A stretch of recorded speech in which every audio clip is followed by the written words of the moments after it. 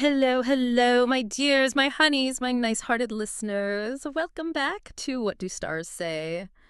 Oh, I have missed you all so much. We really have. We are back, we are energized, and let me tell you, when I looked at the sky this week, I had to put my glasses on twice. I didn't believe what I was seeing. It is. It's definitely not whispering, is it?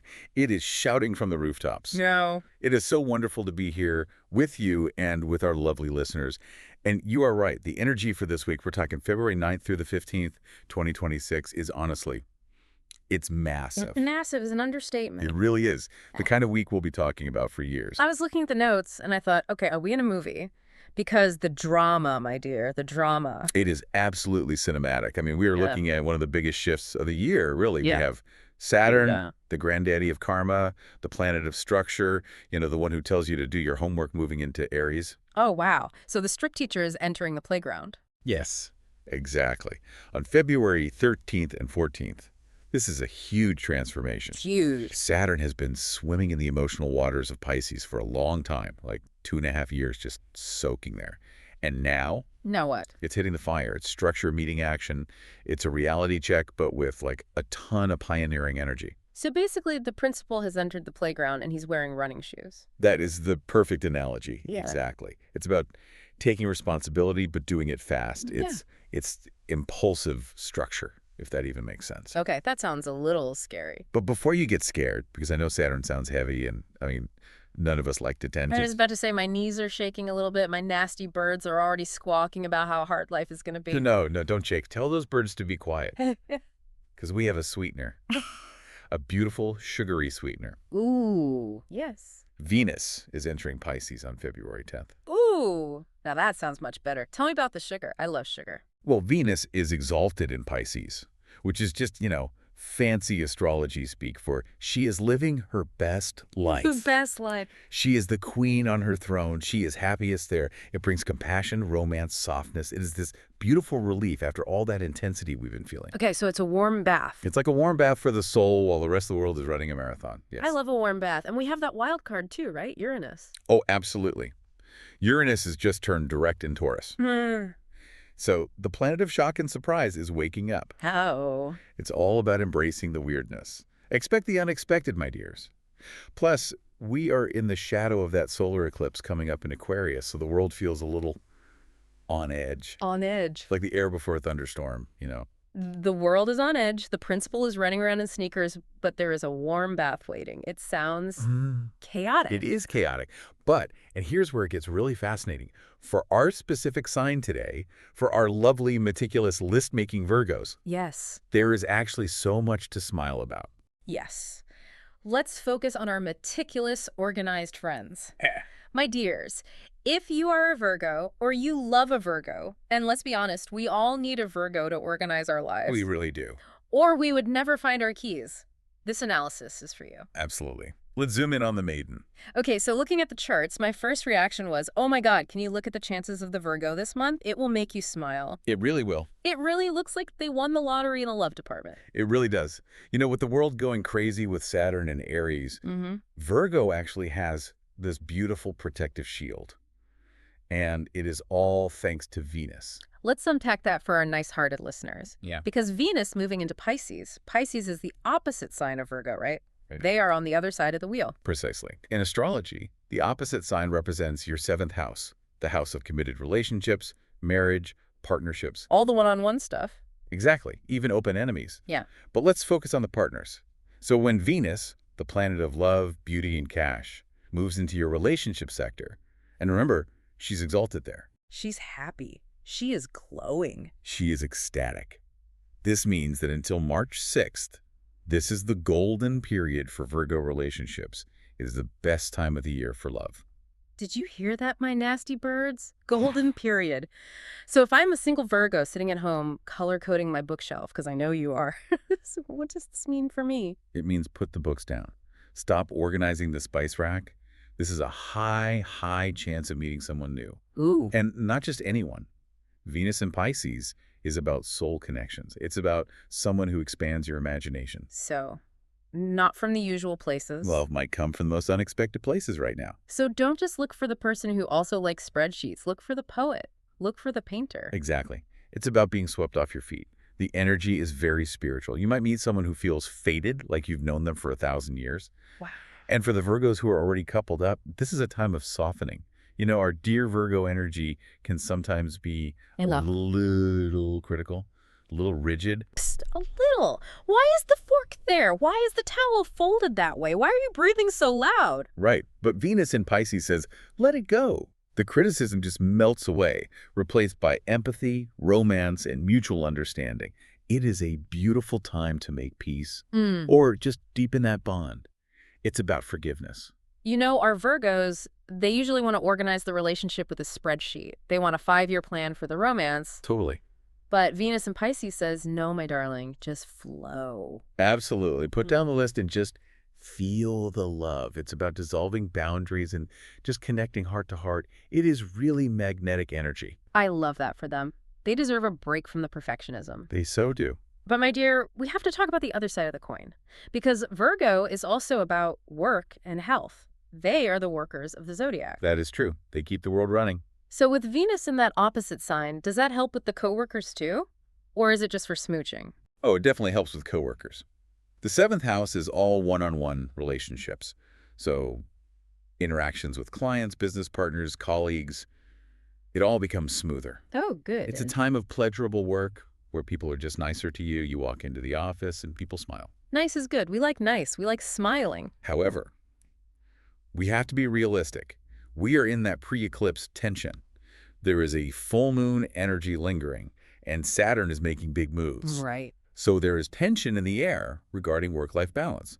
You might feel a rumble, like a distant earthquake, telling you that your job is about to change. Okay, so don't get too lost in the romance that you forget the job, but don't work so hard you forget the romance. Typical balance struggle. Exactly. Speaking of balance, we need to look at the health sector very closely, because when we look at the medical astrology for this week, it is very specific. Yes, I saw some specific notes in the research about this. It wasn't just drink water. There were some very specific warnings. Something about sweetness. There were. And this connects back to the planets we discussed. With Venus in Pisces, there is a tendency for indulgence. Oh, right. Pisces has no boundaries, right? And Venus loves sugar. She loves the chocolate, the wine, the good life. Oh, no. My Virgos love a little treat.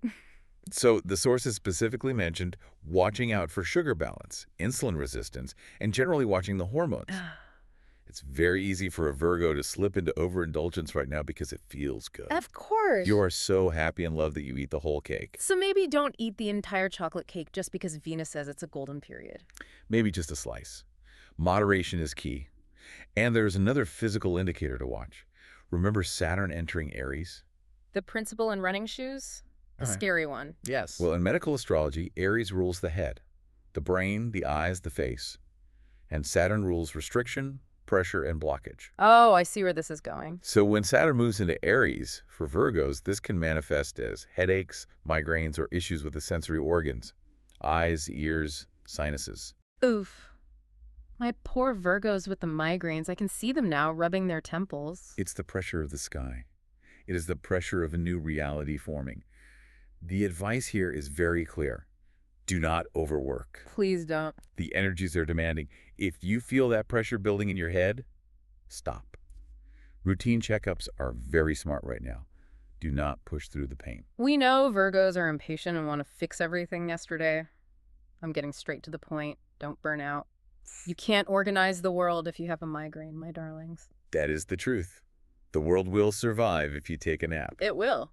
And you know, this actually leads us into the mental state of Virgo right now. Because it's not just the body that is feeling the shift.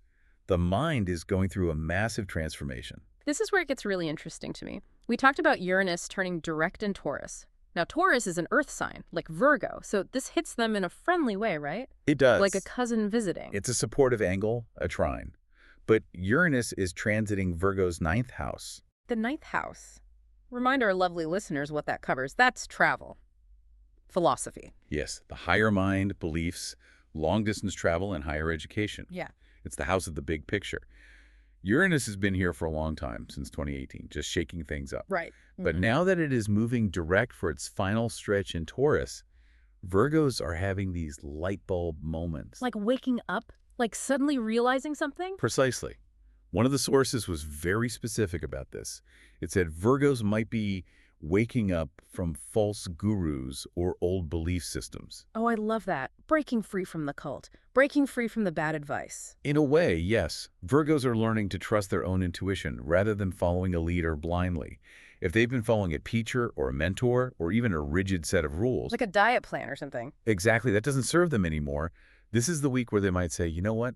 I know better. This doesn't make sense. That is powerful because Virgos love a rule book. They love a manual. And Uranus is ripping up the manual. Mm. It is shredding the manual.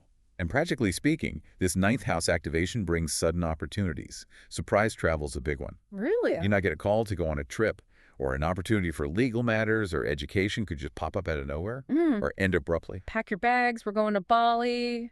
Or cancel the flight. We're staying home. Exactly. It's a time of surprise developments. Embrace the weirdness of it. Say yes to the adventure. But wait, we have to talk about Virgo's ruling planet, Mercury. Our little messenger god. Where is he in all of this mess? Is he helping? Yeah, Mercury is swimming in Pisces too. Oh boy. So the logical planet is in the emotional ocean. That does not sound efficient. It is not efficient at all. That is a perfect way to put it. Mercury in Pisces is, well, it's not Mercury's favorite place. It's the sign of its detriment and fall. So it's foggy. It's a bit foggy. It's like trying to read a map underwater. So the spreadsheet is wet, the ink is running, you can't read the numbers. The ink is definitely running. Mercury is joining Venus in that relationship sector. So this emphasizes communication in relationships, which is great, but it warns of misinformation Oh. or seeing what you want to see. Rose-colored glasses. Thick rose-colored glasses. Yeah. You might be idealizing someone, or you might not be getting the clear facts. You might think they said, I love you, when they actually said, I love stew. Oh no. So if a Virgo gets a contract this week. Do not sign it yet, or read it 3 times, or give it to a Capricorn to read. Okay. The advice is to use this energy for creativity, for poetry, for spiritual connection. Write a love letter, sing a song. But do not try to sign rigid, binding contracts right now if you can avoid it. That makes sense. Use the fog for art, not for business. Paint a picture, don't buy a house. Precisely. Let the logic rest and let the imagination take over. You know, it's funny. We usually think of Virgos as the most grounded, practical people. But right now, the stars are basically asking them to be a bit weird, to be spiritual. To float. To float. It is a contradiction, isn't it? It is asking the earth to become water. It is. A Virgo floating in the clouds. I can't believe it, but it's happening. It is happening. And I think they need it. They need this release. They work so hard, my dears.